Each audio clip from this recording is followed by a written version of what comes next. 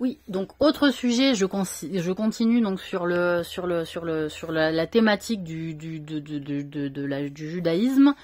Juste, j'ai été interpellée aussi sur le fait que potentiellement certains membres de la communauté religieuse juive m'autorisent à partager mon argumentation sur le fait que je préfère, je conseille, je souhaite que on sorte de ces nominations ou ces guerres de nomination de terres d'Israël et de Palestine, puisque cela fait référence au conflit et que la Palestine c'est le nom de la terre d'avant, que Israël c'est le nom de la terre actuelle, et que pour symboliquement aussi passer à un état de paix dans ce pays, j'espère que si Dieu le veut, durable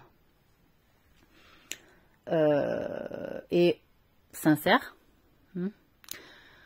eh bien, nous reprenions le nom de Judée. Voilà. De Judée, puisque c'est un nom qui existait déjà à l'Antiquité pour cette partie de terre, et que il est très beau, et que toutes les femmes que j'ai fréquentées par le passé ont défendu cette idée-là en me montrant régulièrement l'arbre de Judée. Hein. Et en dernière instance, il est rose quand il fleurit. Et que c'est la couleur que j'ai défendue aussi en portant la femme du monde. Hein. Et donc, au vu de mon combat et au vu de mon résultat et de ma performance, voilà, j'assume aussi, c'est vrai, alhamdoulilah, que on symbolise cette œuvre, ce symbole, par le retour aux sources de l'essence religieuse que je défends aussi au travers du courant islamique du soulafisme, puisque j'assume, j'assume ce que je dis, voilà. Et qui veut dire le retour à l'essence de la religion. Et donc je trouverais ça très très beau, voilà, que le pays reprenne son nom de base, c'est-à-dire la Judée.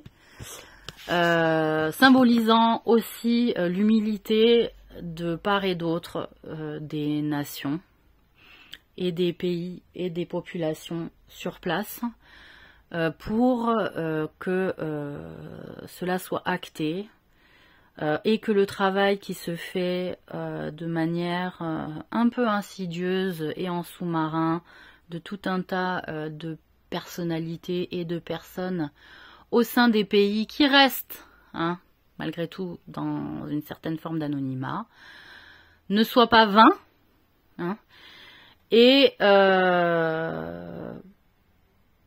soit aussi acté fermement dans la réalité. En cela, c'est ce qu'on appelle aussi les actes ne valent que par leurs intentions.